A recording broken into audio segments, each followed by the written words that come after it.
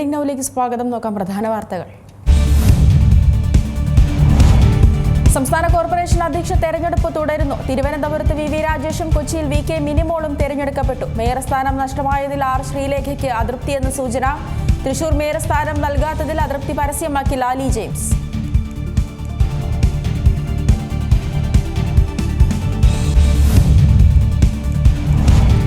Sonia Gandhi Unnikrishnan പോറ്റിയ photo വിവാദം നിസാരവൽക്കരിച്ച് പ്രതിപക്ഷ നേതാവ്. പിണറായിയുടേത് വില കുറഞ്ഞ ആരോപണമാണെന്നും ഫോട്ടോ വിവാദം യഥാർത്ഥ പ്രശ്നങ്ങളെ മറയ്ക്കാനുള്ള CPM ശ്രമമെന്നും VD സതീശൻ. മുഖ്യമന്ത്രിക്കൊപ്പമുള്ള പോറ്റിയുടെ ഫോട്ടോ പുറത്തു വന്നപ്പോൾ മുഖ്യമന്ത്രിയും പ്രതിയാണോ എന്ന് തങ്ങൾ പറഞ്ഞോ എന്നും സതീശൻ.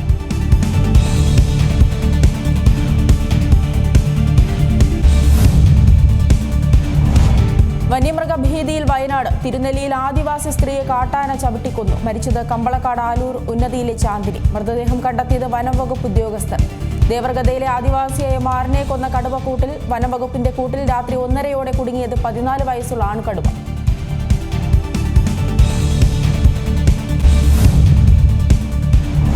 തൃശൂർ പേരമംഗലത്ത് മദ്യലഹരിയിൽ കൊലപാതകം. യുവാവ് ബന്ധുവായ മധ്യവയസ്കനെ മൺവെട്ടിക്കൊണ്ട് വെട്ടിക്കൊലപ്പെടുത്തി. കൊല്ലപ്പെട്ടത് 58 വയസ്സുകാരനായ പ്രേമദാസ്. പ്രതി കസ്റ്റഡിയിൽ.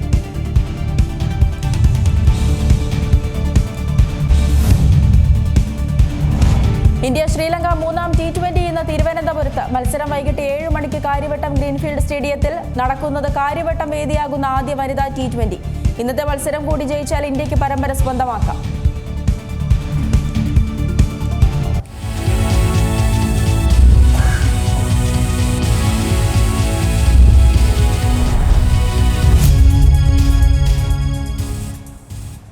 വയനാട് തിരുനെല്ലിയിൽ ആദിവാസി സ്ത്രീയെ കാട്ടാൻ ആക്രമിച്ചു കൊന്നു. കമ്പളക്കാട് പറളിക്കുന്ന് ആലൂർ ഉന്നതിയിലെ ചാന്ദിനിയാണ് മരിച്ചത്. രാവിലെ വനംവകുപ്പ് ഉദ്യോഗസ്ഥരാണ് സ്ത്രീയെ തലയ്ക്ക് പരിക്കേറ്റ നിലയിൽ കണ്ടെത്തിയത്.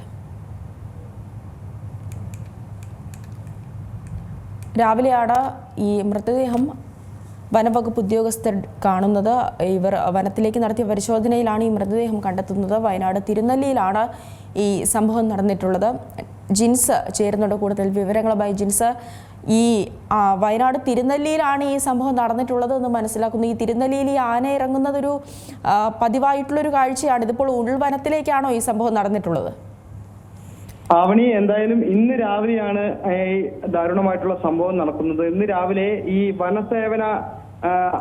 വനംവകുപ്പിലെ ഉദ്യോഗസ്ഥർ ഈ വഴി പോകുന്ന ഇടയ്ക്കാണ് ഇത്തരത്തിൽ ഈ തലയ്ക്ക് പരിക്കേറ്റ നിലയിൽ ഈ മൃതദേഹം കണ്ടത്. എന്തായാലും കമ്പളക്കാട് പറളിക്കുന്ന് ആലൂർ ഉന്നതിയിലെ ചാന്ദിനിയാണ് മരിച്ചത് എന്നുള്ളതാണ് കണ്ടെത്തിയിട്ടുള്ളത്. ആദ്യത്തെ സമയങ്ങളിലെല്ലാം തന്നെ ഈ മൃതദേഹം തിരിച്ചറിയാൻ കഴിയാത്തൊരു സാഹചര്യം ഉണ്ടായിരുന്നു. പിന്നീട് പ്രദേശവാസികളുമായി വന്ന സമയത്താണ് ഈ മൃതദേഹം തിരിച്ചറിഞ്ഞത്. ആലത്തൂർ ഉന്നതിയിലെ ചാന്ദിനിയാണ് മരിച്ചിട്ടുള്ളത്. എന്തായാലും ഇവർ ഈ അപ്പപ്പാറയുള്ള ഉന്നതിയിലെ മകളുടെ വീട്ടിൽ വന്ന് താമസിക്കുകയായിരുന്നു. ഇവിടെ വെച്ചാണ് ഇത്തരത്തിൽ കാട്ടാനയുടെ ആക്രമണം ഉണ്ടായിരിക്കുന്നത്. എന്തായാലും വലിയ രീതിയിലുള്ള പ്രതിഷേധം അരങ്ങേറുന്ന ഒരു സാഹചര്യം ഉണ്ടായിരുന്നു. അതോടൊപ്പം തന്നെ ഈ പ്രദേശത്തെല്ലാം തന്നെ സാധാരണഗതിയിൽ വന്യമൃഗശല്യം രൂക്ഷമാകുന്ന ഒരു സാഹചര്യമാണ്. ആന, കടുവ, അതുപോലെ തന്നെ പുലി അടക്കമുള്ള വന്യമൃഗങ്ങൾ ഈ മേഖലയിലെല്ലാം തന്നെ വലിയ രീതിയിലുള്ള ആക്രമണങ്ങൾ ഉണ്ടാകുന്നത് സ്ഥിരം സംഭവമാണ്. എന്തായാലും ഇത് വനത്തോട് ചേർന്ന പ്രദേശത്ത് തന്നെയാണ് ആക്രമണം ഉണ്ടായത് എന്നുള്ളതാണ് നിലവിൽ മനസ്സിലാക്കാൻ കഴിയുന്നത്. എന്തായാലും ഈ മൃതദേഹം മാനന്തവാടി മെഡിക്കൽ കോളേജിലേക്ക് മാറ്റിയിട്ടുണ്ട്. പോസ്റ്റ്മോർട്ടം നടപടികൾക്ക് ശേഷം ഈ മൃതദേഹം വിട്ടു നൽകും എന്നുള്ളതാണ് നിലവിൽ അറിയിച്ചിരിക്കുന്നത്. നിലവിൽ ഈ വലിയ പ്രതിഷേധം തന്നെ സ്ഥലത്ത് നടക്കുന്നുണ്ടോ? എന്താണ് ഇതിനു മുൻപ് സമാനമായ സംഭവങ്ങൾ ഇവിടെ നടന്നിട്ടുണ്ടോ ഈ പ്രദേശത്ത്? കഴിഞ്ഞ വർഷവും ഇത്തരത്തിൽ തുടർച്ചയായി വന്യമൃഗ ആക്രമണം നേരിടുന്ന ഒരു സാഹചര്യം ഉണ്ടായിരുന്നു എന്നുള്ളതാണ് മനസ്സിലാക്കുന്നത്.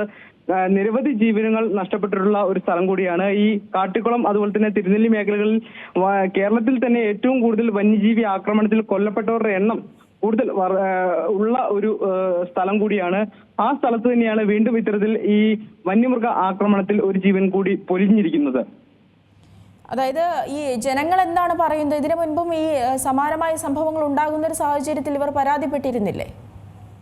തീർച്ചയായും പരാതിപ്പെട്ടെങ്കിൽ പോലും ഈ കാടും നാടും വേർതിരിക്കണമെന്ന വർഷങ്ങളായിട്ടുള്ള ആവശ്യം ഇതുവരെ നടന്നിട്ടില്ല എന്നുള്ളതാണ് മനസ്സിലാക്കുന്നത്. അതോടൊപ്പം തന്നെ ആളുകൾ ഈ ആവശ്യപ്പെടുന്ന ഒരു കാര്യം എന്ന് പറയുന്നത് പ്രതിരോധ മാർഗങ്ങൾ ശക്തിപ്പെടുത്തണം എന്നുള്ളതാണ്. വലിയ കിടങ്ങുകൾ സ്ഥാപിച്ചുകൊണ്ട് ഈ മേഖലയിലെല്ലാം തന്നെ വന്യമൃഗ പ്രതിരോധ സംവിധാനങ്ങൾ ഊർജിതമാക്കണമെന്നുള്ള വർഷങ്ങളായിട്ടുള്ള ആവശ്യങ്ങളുണ്ട്. പക്ഷേ ഇതൊന്നും പ്രാബല്യത്തിലായിട്ടില്ല, അല്ലെങ്കിൽ ഫലപ്രദമായിട്ടില്ല എന്നുള്ളതിനുള്ള ഒരു തെളിവ് കൂടിയാണ് ഇത്തരത്തിൽ വലിയ രീതിയിലുള്ള ആക്രമണങ്ങൾ ഉണ്ടാവാൻ കാരണം എന്നുള്ളതാണ് മനസ്സിലാക്കുന്നത്.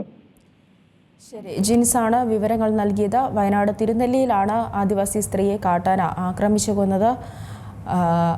അപ്പപ്പാറ ചെറുമാത്തൂർ ഉന്നതിയിലെ ചാന്ദിനിയാണ് മരിച്ചത്. ഇന്ന് പുലർച്ചെയാണ് ആക്രമണം നടന്നതെന്നാണ് സംശയിക്കുന്നത്. വനമേഖലയ്ക്കരികിലെ റോഡിലാണ് ഈ മൃതദേഹം കണ്ടെത്തിയിട്ടുള്ളത്. മൃതദേഹം മാനന്തവാടി മെഡിക്കൽ കോളേജ് ആശുപത്രിയിലേക്ക് മാറ്റിയിട്ടുണ്ട്. ജനങ്ങളൊക്കെയും പ്രതിഷേധിക്കുന്നുണ്ട് ഈ സ്ഥലത്ത്. രാവിലെ വനംവകുപ്പ് ഉദ്യോഗസ്ഥർ ഇവിടേക്ക് നടത്തിയ പരിശോധനയിലാണ് ഈ മൃതദേഹം കണ്ടെത്തിയത്. ആദ്യഘട്ടങ്ങളിൽ ഈ മരണകാരണം വ്യക്തമായിരുന്നില്ല, തലയ്ക്ക് പരിക്കേറ്റിരുന്നു എന്നുള്ളൊരു കാര്യം മാത്രമാണ് ഉണ്ടായിരുന്നത്. പിന്നീട് ഈ സമീപ പ്രദേശങ്ങളിലൊക്കെയും ഈ ആനയുടെ കാൽപ്പാടുകൾ കണ്ടെത്തിയതാണ് ആന ആക്രമണമാകാം ഇതൊരു മരണകാരണം എന്നുള്ളൊരു സംശയത്തിലേക്ക് വനംവകുപ്പിനെ എത്തിച്ചത്. അങ്ങനെ നടത്തിയ പരിശോധനയിൽ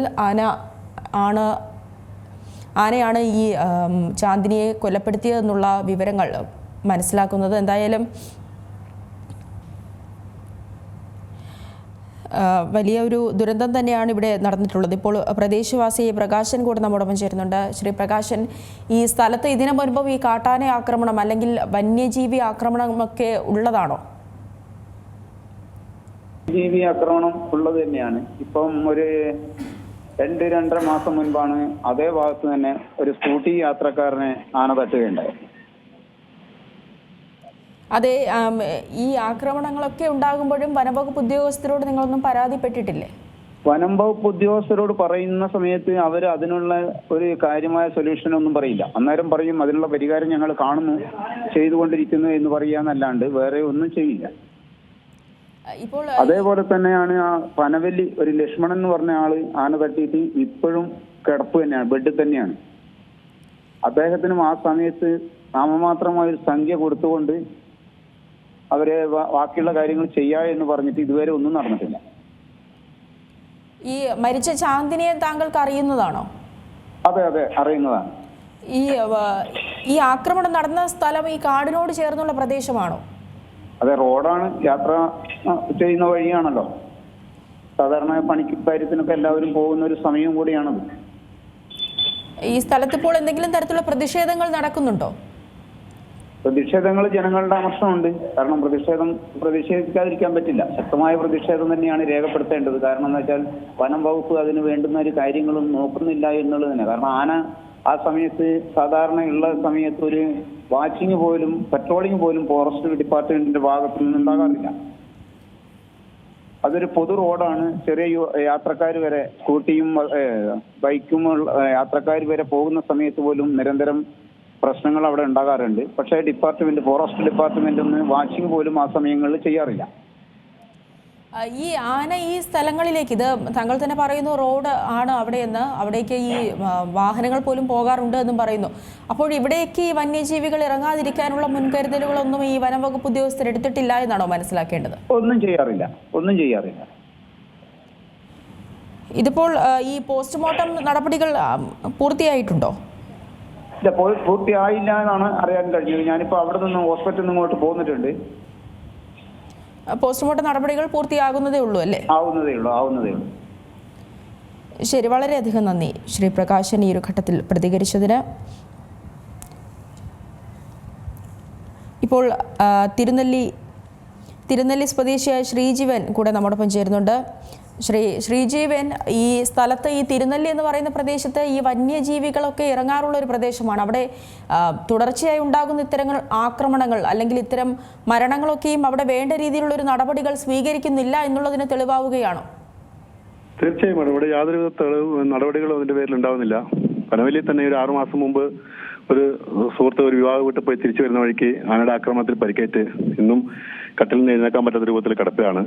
യാതൊരു നടപടിയും ഇതുവരെ ഉണ്ടായിട്ടില്ല അതിന്റെ പേരിൽ. ഈ എന്താണ് വനംവകുപ്പ് ഉദ്യോഗസ്ഥർ ഇതിനൊരു കാരണമായി പറയുന്നത്? കാരണം അവർ തന്നെയല്ലേ ഇതിന് ഈ വന്യജീവികൾ ഈ ജനവാസ മേഖലകളിലേക്ക് ഇറങ്ങാതിരിക്കാനുള്ള നടപടികൾ നോക്കേണ്ടത് അവരല്ലേ? മാഡം, അവര് ഫണ്ടില്ല എന്നാണ് ഒറ്റ വാക്കിൽ ഉത്തരം പറഞ്ഞതിന് ഫണ്ടില്ല എന്ന് അവർ പറയുന്നത്.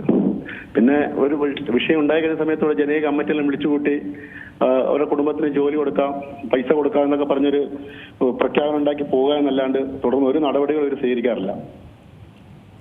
ഈ പ്രദേശത്ത് ഈ വന്യമൃഗങ്ങൾ ഈ ജനവാസ മേഖലകളിലേക്ക് ഇറങ്ങാതിരിക്കാനുള്ള യാതൊരു നടപടികളും അവിടെ സ്വീകരിച്ചിട്ടില്ല അല്ലേ? ഈ ഫെൻസിംഗ് അടക്കമുള്ള കാര്യങ്ങൾ പോലും സ്ഥാപിച്ചിട്ടില്ലെന്ന് വേണം മനസ്സിലാക്കാൻ. നടപടികൾ മാഡം കുറച്ച് ഭാഗത്തൊക്കെ നടക്കാറുണ്ടെന്ന് വെച്ചാൽ ഒരു ഫോറസ്റ്റിന്റെ ചെറിയൊരു ഭാഗത്ത് 1 കിലോമീറ്റർ ഭാഗത്തൊക്കെ സോളാർ ഫെൻസിങ് സ്ഥാപിച്ചു കഴിഞ്ഞാൽ അതിന് മറുഭാഗത്തൂടെ ആന ഇറങ്ങും. അതിന് തുടർന്ന് അങ്ങോട്ടേക്ക് ഫെൻസിങ് വലിക്കുന്നതിനുള്ള യാതൊരു നടപടികളും സ്വീകരിക്കുന്നില്ല ഇവര്. അതുകൊണ്ട് തന്നെ വന്യമൃഗങ്ങൾ ഈ ഫെൻസിങ് ഇല്ലാത്ത ഭാഗത്തു കൂടി ഇങ്ങോട്ട് നാട്ടിലേക്ക് ഇറങ്ങിയിട്ടാണ് ഈ ഇത്ര രൂപത്തിലുള്ള ജനങ്ങൾക്ക് ദോഷകരമായ രൂപത്തിലുള്ള ആക്രമണം ഉണ്ടാകുന്നത്. ശരി, വളരെയധികം നന്ദി ശ്രീജീവൻ ഈ ഒരു ഘട്ടത്തിൽ പ്രതികരിച്ചതിന്. ഇപ്പോൾ തിരുനെല്ലി വാർഡ് മെമ്പറായ സജിത കൂടെ നമ്മോടൊപ്പം ചേരുന്നുണ്ട്. ശ്രീമതി സജിത, ഈ പ്രദേശത്ത് തിരുനെല്ലി പ്രദേശത്ത് ഇത്തരത്തിൽ വന്യജീവി ആക്രമണങ്ങളൊക്കെ ഉണ്ടാകുന്നത് സ്ഥിരം കാഴ്ചയാകുന്നു എന്നാണ് മനസ്സിലാക്കേണ്ടത്. ഇപ്പോൾ ഈ അവിടെ നിന്നും പ്രതികരിച്ചിട്ടുള്ള പ്രദേശവാസികളൊക്കെ പറയുന്നതും അത് തന്നെയാണ്. വേണ്ട രീതിയിലുള്ള നടപടികളൊന്നും ഇവിടെ സ്വീകരിച്ചിട്ടില്ലേ? സജിത കേൾക്കുന്നുണ്ടോ?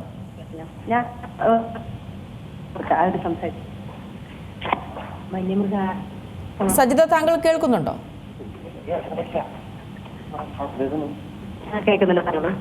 അതായത് ഇവിടെ ഈ പ്രദേശത്ത്, ഈ തിരുനെല്ലി പ്രദേശത്ത് വന്യജീവി ആക്രമണം സ്ഥിര കാഴ്ചയാണെന്നാണ് നമ്മോടൊപ്പം സംസാരിച്ചിട്ടുള്ള ഈ പ്രദേശവാസികളൊക്കെയും പറയുന്നത്. വേണ്ട രീതിയിലുള്ളൊരു നടപടികളൊന്നും ഇവിടെ സ്വീകരിക്കുന്നില്ലേ ഈ വനംവകുപ്പ് അധികൃതർ? അതെ, തീർച്ചയായും ഉണ്ട് മാഡം. കാരണം എന്താ വെച്ചാൽ ഫെൻസിങ് പോലുള്ള കാര്യങ്ങളൊന്നും ഇവിടെ നടപ്പിലാക്കിയിട്ട് വരുന്നില്ല. അതുകൊണ്ട് വന്യമൃഗ ആക്രമണം കൂടുതലായി വരുന്നു.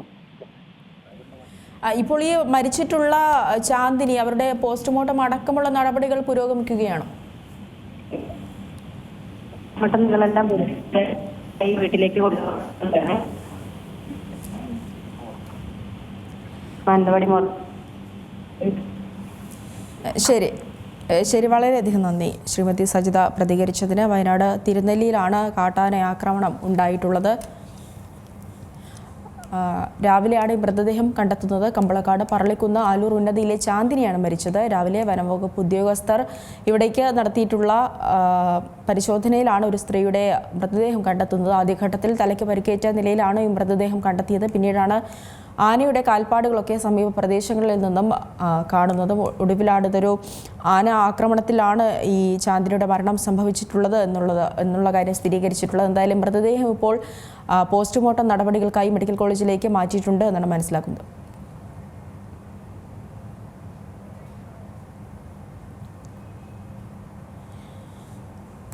വയനാട് തിരുനെല്ലിയിലാണ് ഇന്നിപ്പോൾ കാട്ടാനയുടെ ആക്രമണം ഉണ്ടായിട്ടുള്ളത്. ആദിവാസിയായ മധ്യവയസ്കയാണ് മരിച്ചിട്ടുള്ളത്. ഈ കാട്ടാന ആക്രമണത്തിൽ കൊല്ലപ്പെട്ടിട്ടുള്ളത്. അപ്പപ്പുറ ചെരുമാതൂർ ഉന്നതിയിലെ ചാന്ദിനിയാണ് മരിച്ചത്. ഇന്ന് പുലർച്ചെയാണ് ഈ ആക്രമണം നടന്നിട്ടുള്ളത് എന്നാണ് സംശയിക്കുന്നത്. ജനങ്ങളൊക്കെയും വലിയ രീതിയിൽ പരിഭ്രാന്തിയിലാണ് അവിടെ ഇപ്പോൾ ജീവിക്കുന്നത് എന്ന് വേണം മനസ്സിലാക്കാൻ. കഴിഞ്ഞ ദിവസവും ഇവിടെ ഈ കടുവയുടെ ആക്രമണത്തിൽ പുൽപ്പള്ളിക്ക് സമീപത്തെ പ്രദേശത്ത് കടുവയുടെ ആക്രമണത്തിൽ ഒരാൾക്ക് ജീവൻ നഷ്ടമായിരുന്നു. അതിന് പിന്നാലെയാണ് ഇപ്പോൾ തിരുനെല്ലി ഭാഗത്ത് ഈ കാട്ടാനയുടെ ആക്രമണത്തിലും ഒരു ജീവൻ നഷ്ടമാകുന്നത്. ഇങ്ങനെ ഈ വയനാടിനെ സംബന്ധിച്ചിടത്തോളം വന്യമൃഗങ്ങളൊക്കെ ഒരു ഭീതിയാകുന്ന ഒരു സാഹചര്യമാണ്. ഈ വന്യജീവികൾ കാട് വിട്ട് നാട്ടിലേക്ക് ഇറങ്ങുന്ന ഒരു സാഹചര്യം, അത് വളരെയധികം സാധാരണ ജനജീവിതത്തിനൊരു മനസാക്ഷി, അവരുടെ ഒരു മനസാക്ഷിയെ പോലും ഉണ്ടാകാത്ത രീതിയിൽ സർക്കാരിൻ്റെ ഭാഗത്തു നിന്നും വേണ്ട രീതിയിലുള്ള ഒരു നടപടികളൊന്നും ഉണ്ടാകുന്നില്ല എന്നുള്ളൊരു പ്രതികരണം തന്നെയാണ് അവിടുത്തെ പ്രദേശവാസികളൊക്കെയും പറയുന്നത്. അതോടൊപ്പം തന്നെ വയനാട് പുൽപ്പള്ളി വണ്ടിക്കടവ് ദേവർഗത ഉന്നതിയിലെ മാറിനെ കൊലപ്പെടുത്തിയ കടുവ വനംവകുപ്പ് സ്ഥാപിച്ച കൂട്ടിലായിട്ടുണ്ട്. വണ്ടിക്കടവ് വനാതിർത്തിയിൽ സ്ഥാപിച്ച കൂട്ടിലാണ് കടുവ കുടുങ്ങിയത്. പിടികൂടിയ കടുവയെ കുപ്പാടിയിലെ പരിചരണ കേന്ദ്രത്തിലേക്ക് മാറ്റി. 14 വയസ്സുള്ള ആൺകടുവയാണ് പിടിയിലായത്. പുലർച്ചെ 1:30 വണ്ടിക്കടവ് വനാതിർത്തിയിൽ ഹാജിയാർ കടവിൽ സ്ഥാപിച്ച കൂട്ടിൽ കടുവ കുടുങ്ങിയത്. 2016 സെൻസസിൽ ആദ്യമായി കണ്ടെത്തിയ WWL45 എന്ന് നാമകരണം ചെയ്ത ആൺകടുവ ബന്ദിപ്പൂർ കടുവ സങ്കേതത്തിന് ചേർന്ന് ബത്തേരി റേഞ്ചിലാണ് കണ്ടുവന്നിരുന്നത്. 2018 വരെ വയനാട് വന്യജീവി സങ്കേതത്തിൽ കണ്ടുവന്ന കടുവയെ പിന്നീട് 2025 നവംബർ അവസാനം വരെ കണ്ടില്ല. 2025 ഡിസംബറിൽ ചെതലയത്ത് കാടിനകത്ത് വളർത്തുമൃഗങ്ങളെ പിടികൂടിയതിന് പിന്നാലെ വനവകുപ്പ് വീണ്ടും നിരീക്ഷണം ആരംഭിച്ചു. അതിനിടെയാണ് ഈ മാസം 20 വണ്ടിക്കടവിൽ വനത്തിനകത്ത് വെച്ച് ദേവർഗദ്ധ ഉന്നതിയിലെ മാറിനെ കൊലപ്പെടുത്തിയത്. പിന്നാലെ വനാതിർത്തിയിൽ 4 കൂടുകൾ സ്ഥാപിച്ച് നടത്തിയ ദൗത്യത്തിനിടെയാണ് കടുവ കൂട്ടിലായത്. 40ഓളം ക്യാമറ ആപ്പുകളും ലൈവ് ക്യാമറകളും സ്ഥാപിച്ചാണ് കടുവയെ നിരീക്ഷിച്ചു വന്നിരുന്നത്. കഴിഞ്ഞ 20, 21 തീയതികളിൽ പ്രദേശത്ത് കടുവയെ കണ്ടിരുന്നുവെങ്കിലും പിന്നീട് അപ്രത്യക്ഷനായി. ഇന്നലെ പുലർച്ചെ വീണ്ടും ക്യാമറകളിൽ പതിഞ്ഞു. 2016-18 ഡേറ്റാബേസിലെ ചിത്രങ്ങളും പുതിയ ചിത്രങ്ങളും താരതമ്യം ചെയ്ത് കൂട്ടിലകപ്പെട്ടത് മാരനെ ആക്രമിച്ച കടുവയെന്ന് വനംവകുപ്പ് സ്ഥിരീകരിച്ചു. കടുവയെ കൂടുതൽ പരിശോധനയ്ക്കും നിരീക്ഷണത്തിനുമായാണ് കുപ്പാടിയിലെ പരിചരണ കേന്ദ്രത്തിലേക്ക് മാറ്റിയത്. കടുവയ്ക്ക് 14 വയസ്സിനടുത്ത് പ്രായമുള്ളതിനാലും വളർത്തുമൃഗങ്ങളെ പിടികൂടുന്നതിനും മനുഷ്യനെ ആക്രമിക്കുന്ന സാഹചര്യം ഉണ്ടായതിനാലും കാട്ടിലേക്ക് തുറന്നുവിടില്ലെന്നാണ് വനംവകുപ്പ് അറിയിച്ചിട്ടുള്ളത്. കുപ്പാടിയിൽ സൂക്ഷിച്ച കടുവയെ മറ്റെവിടെയെങ്കിലും മാറ്റുന്ന കാര്യത്തിൽ തീരുമാനമെടുക്കുമെന്ന് chief wild life warden doctor Pramod G Krishnan വ്യക്തമാക്കിയിട്ടുണ്ട്. അതേസമയം പ്രശ്നക്കാരനായ കടുവയെ പിടികൂടിയെങ്കിലും കടുവകളുടെ പ്രജനനകാലം മുൻനിർത്തിയുള്ള ജാഗ്രത തുടരുമെന്നും വണ്ടിക്കടവ് ചീയമ്പം 74 മേഖലയിൽ കന്നുകാലികളെ വനത്തിനകത്ത് മേയാൻ വിടരുതെന്നും വിഭവ ശേഖരണത്തിനോ മറ്റാവശ്യങ്ങൾക്കോ വനത്തിൽ പോകരുതെന്നും വനവകുപ്പ് മുന്നറിയിപ്പ് നൽകിയിട്ടുണ്ട്. C Malayalam news, Wayanad. സാമൂഹ്യ പ്രവർത്തകനായ ഏഞ്ചൽസ് നായർ കൂടെ നമ്മോടൊപ്പം ചേരുന്നുണ്ട്. ശ്രീ ഏഞ്ചൽസ് നായർ, ഈ വയനാട് ജനതയെ സംബന്ധിച്ചിടത്തോളം വളരെയധികം ഭീതിപ്പെടുത്തുന്ന കാര്യങ്ങളാണ് ഇപ്പോൾ നടന്നുകൊണ്ടിരിക്കുന്നത്. ഒരാഴ്ചയ്ക്ക് മുൻപാണ് അവിടെ കടുവയുടെ ആക്രമണത്തിൽ ഒരാൾ കൊല്ലപ്പെട്ടത്. ഇപ്പോൾ കാട്ടാനയുടെ ആക്രമണത്തിൽ അടുത്ത മരണവും റിപ്പോർട്ട് ചെയ്യുന്നു. ഇതിനു മുൻപും ഈ സ്ഥലങ്ങളിലൊക്കെയും വന്യജീവി ആക്രമണങ്ങൾ ഉണ്ടാകുന്നു എന്നാണ് ഈ ജനങ്ങളൊക്കെയും പറയുന്നത്. ഇതിനെന്താണ് ഒരു പരിഹാരം ഉണ്ടാകാത്തത്? ഈ വന്യജീവിയുടെ ആക്രമണത്തിൽ ജീവൻ പൊലിയുന്നതിനൊരു പരിഹാരം ഇപ്പോഴും ഉണ്ടാകാത്തൊരു കാര്യം എന്താണ്? ഇതിന് പരിഹാരമുണ്ടാക്കേണ്ടത് സർക്കാരാണ്. പക്ഷെ ഈ പ്രശ്നങ്ങൾ മുഴുവൻ ഉണ്ടാക്കുന്നതും ഈ കേരള സർക്കാർ തന്നെയാണ്. എത്രയോ വർഷങ്ങളായിട്ട് നമ്മൾ പറഞ്ഞുകൊണ്ടിരിക്കുന്ന ഈ ചാനലിൽ തന്നെ നമ്മൾ പല പ്രാവശ്യം പറഞ്ഞിട്ടുണ്ട്, നമ്മൾ വേറെ പല ചാനലുകളും പറഞ്ഞിട്ടുണ്ട്. ഇതിനകത്ത് ഈ വർഷം മരിച്ചിരിക്കുന്നത് 30ാമത്തെ ആളാണ് ആന ചവിട്ടി കൊന്നിരിക്കുന്നത് ഈ വർഷം. അതിൽ 19 പേർ ആദിവാസികളാണ്. ഭീകരമായിട്ടുള്ളൊരു അവസ്ഥയാണ് ഈ ആദിവാസികൾ നേരിട്ടുകൊണ്ടിരിക്കുന്നത്. കഴിഞ്ഞ വർഷം ആകെ ആന ചവിട്ടി കൊന്നത് 20 പേരെയാണെങ്കിൽ അതിൽ 5 പേർ മാത്രമായിരുന്നു ആദിവാസികൾ ഉണ്ടായിരുന്നത്. എന്തുകൊണ്ടാണ് ഈ ആദിവാസികൾക്ക് നേരെ ആനകൾ തിരിയുന്നത് എന്നതിനെ കുറിച്ചിട്ട് ഈ സർക്കാർ എന്തെങ്കിലും ഒരു അന്വേഷണം നടത്തിയിട്ടുണ്ടോ? സാധാരണക്കാർക്കും എതിരെ മാത്രമായിട്ട് ആനകൾ തിരിയുന്നു. അതിൽ ഭൂരിപക്ഷം ഈ വർഷം ആദിവാസികൾ. ഈ കാര്യത്തിൽ മന്ത്രി ശശീധരൻ ഒരിക്കൽ ഒരു വാർത്താക്കുറിപ്പ് ഇട്ടിട്ടുണ്ടായിരുന്നു. ആദിവാസികളുടെ കാര്യത്തിൽ ഞങ്ങൾ ശുഷ്കാന്തി കാണിക്കും. എന്ത് ശുഷ്കാന്തിയാണ് അവർ കാണിച്ചിരിക്കുന്നത്? ഈ ആദിവാസി, ഇപ്പോൾ ഞാൻ നിങ്ങളുടെ ഇതിന് തൊട്ട് മുമ്പ് സംസാരിച്ച മെമ്പറുടെ ഒരു ഇത് കേട്ടിരുന്നു. അവിടെ ഫെൻസിങ് വേണമെന്ന്, സോളാർ ഫെൻസിങ്. ഇത് കാടിനകത്താണ് ഇപ്പൊ സംഭവിച്ചിരിക്കുന്നത്. കാടിനകത്തായിക്കോട്ടെ പുറത്തായിക്കോട്ടെ ജീവൻ തന്നെയാണ്. അത് ഈ സാധാരണ രീതിയിൽ ആദിവാസികൾ ജീവിക്കുന്നത് അവരുടെ പഴയ ഒരു സിസ്റ്റത്തിൽ തന്നെയാണ്. അവര് ഒരു പേടിയില്ലാതെ കാട്ടിലൂടെ ഇത്രയും നൂറ്റാണ്ടുകളായിട്ട് ജീവിച്ചു വന്നവരാണ്.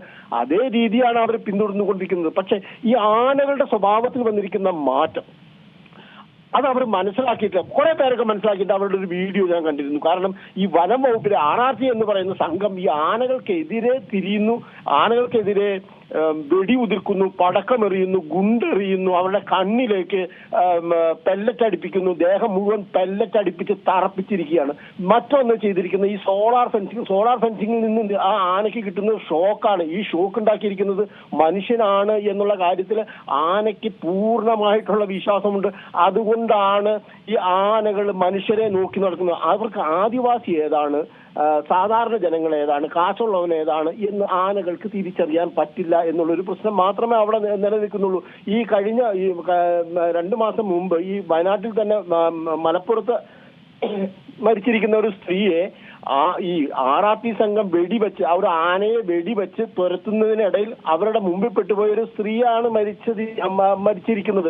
അപ്പൊ അതിന് കുറ്റക്കാരൻ ആരാണ്? ആനയാണോ കുറ്റക്കാരൻ, അതോ ഈ വനം വകുപ്പാണോ? ഈ വനം വകുപ്പിന്റെ ഇതേ രീതിയിലുള്ള ഒട്ടും ശാസ്ത്രീയമല്ലാത്ത ബാർബറിക് കാടത്തരമാണ് ഈ ആനകൾക്ക് നേരെ ഇവർ തിരിച്ചുവിട്ടിരിക്കുന്നത്. 10,000-കണക്കിന് ഞാൻ വിവരാവകാശം വെച്ച് നോക്കുമ്പോൾ ഒരു സ്റ്റേഷനിൽ തന്നെ മേടിച്ചു വെച്ചിരിക്കുന്നത്, ഒരു ഡിവിഷണൽ ഫോറസ്റ്റ് ഓഫീസിൽ മേടിച്ചിരിക്കുന്നത്, സ്റ്റോക്ക് ഇരിക്കുന്നത് 10,000-ഓളം വെടിയുണ്ടകളാണ്. എന്തിനാ ഇത് മുഴുവൻ ഇവരുടെ ദേഹത്തേക്കാണ് തറയ്ക്കുന്നത്? അതിന്റെ പ്രത്യാഘാതങ്ങളാണ് കേരളത്തിൽ നടന്നുകൊണ്ടിരിക്കുന്നത്. ആ ജീവി പുറത്തിറക്കുന്നത് അതിന് ഭക്ഷണത്തിന് വേണ്ടിയിട്ടും വെള്ളത്തിനും വേണ്ടിയിട്ടായിരിക്കും ഈ ആനകൾ പുറത്തിറക്കുന്നത്. ആ ആനയ്ക്ക് അവിടെ ഭക്ഷണം ഒരുക്കുക, ആ പ്ലാന്റേഷനുകൾ മാറ്റുക, അതിനകത്ത് അവരുടെ ഹാബിറ്റാറ്റ് സുശക്തമാക്കുക എന്നുള്ള നടപടിയാണ് ഇതിനകത്ത് സ്വീകരിക്കേണ്ടത്. ഇത് ചെയ്യില്ല. ഇന്നേ വരെ ഒരു പ്ലാൻ, ഒരു ഇഞ്ച്, ഒരു സെന്റ് സ്ഥലത്ത് പോലും ഈ പ്ലാന്റേഷനുകൾ മാറ്റിയിട്ട് സാധാരണ വനം പുനഃസ്ഥാപിച്ചിട്ടില്ല. ഇപ്പൊ കഴിഞ്ഞ വർഷം ജൂലൈ 11-ാം തീയതി 2024 ജൂലൈ 11-ാം തീയതി കൺട്രോളർ ആൻഡ് ഓഡിറ്റർ ജനറലിന്റെ ഒരു റിപ്പോർട്ട് അസംബ്ലിയിൽ വെച്ചിട്ടുണ്ടായിരുന്നു. അതിനകത്ത് കൃത്യമായിട്ട് പറഞ്ഞിട്ടുണ്ട് ഈ കേരളത്തിലെ വനം ഏകദേശം 80% പൂർണ്ണമായിട്ടും വനേതര കാര്യങ്ങൾക്ക് വേണ്ടി തിരിച്ചുവിട്ടിരിക്കുന്നു. ഈ വനേതര കാര്യങ്ങളിലൊന്ന് ഈ പ്ലാന്റേഷനുകളാണ്, പിന്നെ സ്കൂള്, കോളേജ്, ഇങ്ങനെയുള്ള കാര്യങ്ങളിൽ. അപ്പോൾ ഈ ഹാബിറ്റാറ്റ് പൂർണ്ണമായിട്ടും തന്നെ ഈ ബാക്കിയുള്ള സ്ഥലത്ത് ഏകദേശം 2% മാത്രമാണ് ഈ ആനകൾക്കും എല്ലാ ജീവികൾക്കും വേണ്ടിയിട്ട് ഡിപ്പെൻഡ് ചെയ്യാൻ പറ്റാവുന്നുള്ളൂ കേരളത്തിൽ. ഈ പറയുമ്പോൾ 29% വനമുണ്ട് എന്നുണ്ടെങ്കിൽ 22% മാറ്റിമറിക്കപ്പെട്ടിരിക്കുന്നു. ഇനി അതിനകത്ത് ഉപയോഗിക്കാവുന്നത് വെറും 2% മാത്രമാണ്. അപ്പോൾ ഈ ഗവൺമെന്റ് ഇതേവരെ ഈ കൺട്രോളർ ഓഡിറ്റർ ജനറലിന്റെ റിപ്പോർട്ട് കഴിഞ്ഞ വർഷം അസംബ്ലിയിൽ വെച്ചിട്ട് ഇതേവരെ എടുത്തിരിക്കുന്ന നടപടി എന്താണ്? ഒരു നടപടി എടുത്തിട്ടില്ല. ഇതുമായിട്ട് ബന്ധപ്പെട്ടിട്ട് ഞാൻ ഈ വർഷം ഒരു പബ്ലിക് ഇൻട്രസ്റ്റ് ലിറ്റിഗേഷൻ കേരള ഹൈക്കോടതിയിൽ ഫയൽ ചെയ്തു. ഇതിനകത്ത് ഈ ആദിവാസികളുടെ മരണമാണ് എന്നെ ഏറ്റവും കൂടുതൽ ഉത്കണ്ഠ ഉണ്ടാക്കിയിരിക്കുന്നത്. ആ കാര്യമാണ് നമ്മൾ ഇതിനകത്ത് ഹൈലൈറ്റ് ചെയ്തിരുന്നത്. ഈ വർഷം മാർച്ചിൽ ഞാൻ ആ കേസ് ഡ്രാഫ്റ്റ് ചെയ്ത് തുടങ്ങുമ്പോൾ 21 പേര് ആണ് അന്ന് കേരളത്തിൽ മരിച്ചിരുന്നത്.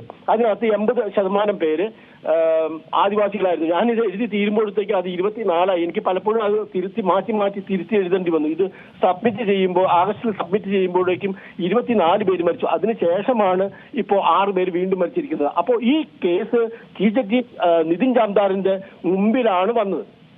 ഇദ്ദേഹം പറഞ്ഞു അതിനകത്ത് 19 കാര്യങ്ങളാണ് നമ്മൾ ആവശ്യപ്പെട്ടിരിക്കുന്നത്. ആനയുടെ കൺഫ്ലിക്റ്റ് ഉണ്ട്, പുലിയുടെ കൺഫ്ലിക്റ്റ് വേറെ, ആനയുടെ പ്രശ്നം അല്ലല്ലോ പുലിയുടെ പ്രശ്നം. അപ്പൊ ഈ കൺഫ്ലിക്റ്റുകൾ പലതും വ്യത്യസ്തമായിട്ട് ആയിരിക്കും.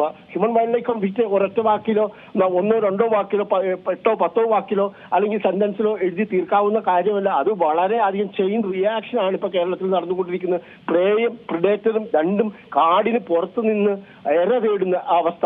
ഈ ആനയാണെങ്കിൽ കാടിന് പുറത്തേക്ക് ഇറങ്ങുന്നു, പുലിയാണെങ്കിൽ കാടിന് പുറത്തേക്ക് ഇറങ്ങുന്നു. അതിന്റെ ഭക്ഷണമായ കാട്ടുപന്നികൾ അത് മുഴുവൻ കാടിന് പുറത്താണ്. അവിടെയാണ് ഇപ്പൊ അവർ വംശവർദ്ധനവ് നടന്നുകൊണ്ടിരിക്കുന്നത്. കാടിന് പുറത്താണ്, കൃഷി സ്ഥലങ്ങളിലാണ് ഈ വർദ്ധനവ് നടക്കുന്നത്. അത് കാടിനകത്ത് നടക്കേണ്ട പ്രക്രിയ കാടിന് പുറത്തേക്ക് വന്നിരിക്കുന്നു. എന്നിട്ട് യാതൊരുവിധ നടപടിയില്ല. ഈ ചീഫ് ജസ്റ്റിസ് നിതിൻ ജാംദാർ എനിക്ക് തന്ന ഓർഡർ, ആഗസ്റ്റിൽ തന്നിരിക്കുന്ന ഓർഡർ, നിങ്ങൾ 19 കാര്യങ്ങൾ ചോദിച്ചിരിക്കുന്നു. This is too much. You have to reduce it to amend this petition to 4 or 5 prayers. 4-5 കാര്യങ്ങൾ മാത്രം നിങ്ങൾ ചോദിച്ചാൽ മതി. ഈ 19 കാര്യങ്ങൾ പറ്റില്ല എന്നാണ് നിതിൻ ജാംദാർ എന്ന് പറയുന്ന കേരള ഹൈക്കോടതി ചീഫ് ജസ്റ്റിസ് എനിക്ക് ഒരു ഇന്റീരിയം ഓർഡർ തന്നത്. 2 മാസം ഞാൻ വലിച്ചടിച്ചു. അതിന് ഒന്നും ചെയ്യാൻ പറ്റില്ല. ഈ 19 കാര്യങ്ങൾ പോലും ഒരു 39 കാര്യങ്ങൾ ഉണ്ടെങ്കിലാണ് ഈ ഹ്യൂമൻ വൈൽഡ് ലൈഫ് കൺഫ്ലിക്റ്റ് നമുക്ക് എന്തെങ്കിലും കാര്യങ്ങൾ അതിനകത്ത് നടപടി എടുക്കാൻ പറ്റുള്ളൂ. ഞാനത് കഴിഞ്ഞ മാസം നവംബറിൽ പറഞ്ഞു, ഇത് സാധ്യമല്ല, ഇത് broad and wide issue. We are the 3 states are facing this issue. 1.5 കോടി ജനങ്ങളെ നേരിട്ട് ബാധിച്ചുകൊണ്ടിരിക്കുന്ന ഒരു സംഭവമാണ്. അതിനകത്ത് 19 എന്ന് പറയുന്നത് അത്ര വലിയ ഇതൊന്നുമല്ല. റെഡ്യൂസ് ചെയ്യാൻ പറ്റില്ല. 4-5 റെഡ്യൂസ് ചെയ്ത് അമെൻമെന്റ് ചെയ്ത് വെക്കണം. അതായത് ആ പെറ്റീഷൻ അവിടെ നിലനിൽക്കരുത്. അതായത് ഞാൻ ഈ പറയുന്ന ഈ ട്രൈബൽസിന്റെ ഇഷ്യൂസ്, അതായത് അവരെ ആന ചവിട്ടിക്കൊല്ലുന്നു, അവരെ ആന ചവിട്ടിക്കൊല്ലാനുള്ള കാരണം ഫോറസ്റ്റ് ഡിപ്പാർട്ട്മെന്റ് ആണ് എന്നുള്ള മുതലായ പല കാര്യങ്ങളും കൺട്രോളർ ഓഡിറ്റർ ജനറൽ റിപ്പോർട്ട് നടപ്പിലാക്കിയിട്ടില്ല. അതിൽ പറയുന്ന ഓരോരോ കാര്യങ്ങളും ഞാൻ അക്കമിട്ട് എഴുതിയിട്ടുണ്ട്. അങ്ങനെയാണ് അത് 19 എണ്ണത്തിലേക്ക് എത്തുന്നത്. ആ കാര്യങ്ങൾ അവിടെ നിലനിൽക്കരുത് എന്നുള്ളത് ചീഫ് ജസ്റ്റിസ് നിതിൻ ജാംദാറിന്റെ ആവശ്യമാണ്. അപ്പൊ ഇതിന്റെ പിന്നിൽ അപ്പൊ നമ്മൾ ഈ ആന ചവിട്ടിക്കൊല്ലുന്നതിന്റെ ഉള്ളിൽ ഈ സോളാർ ഫെൻസിങ് മാഫിയ എന്ന് പറയുന്ന ഒരു മാഫിയ ഉണ്ട്. ഈ കാര്യത്തെ കുറിച്ച് അന്വേഷണം വേണം. കാരണം എവിടെയാണെങ്കിലും ഈ ആന ആക്രമണം, പുലി ആക്രമണം ഒക്കെ വരുമ്പോഴത്തേക്കും സോളാർ ഫെൻസിങ് വേണം എന്നുള്ള ഒരു സമരമാണ് എല്ലായിടത്തും നടക്കുന്നത്. ഒരിക്കലും അവിടെ പ്ലാന്റേഷൻ മാറ്റാനോ ആ ഹാബിറ്റാറ്റ് തിരിച്ച് വന്യജീവികൾക്ക് കൊടുക്കാനോ ഇങ്ങനെയുള്ള സമരങ്ങളൊന്നും ഒരിക്കലും ഒരു കാര്യത്തിലും ഉണ്ടാകാറില്ല. ഇപ്പൊ ഇതിനു മുമ്പ് പറഞ്ഞ ആൾ പറഞ്ഞത് സോളാർ ഫെൻസിങ് കാട്ടിനകത്ത് നടക്കുന്ന ഒരു ഇഷ്യൂന് അവിടെ സോളാർ ഫെൻസിങ് എങ്ങനെയാണ് സാധിക്കുക? പക്ഷെ ഇവരൊക്കെ പഠിച്ചുപോയി. ഇതിനകത്ത് വലിയൊരു മാഫിയ വർക്കുണ്ട്, കോടികളുടെ കച്ചവടം ഇതിനകത്ത് നടക്കുന്നുണ്ട്.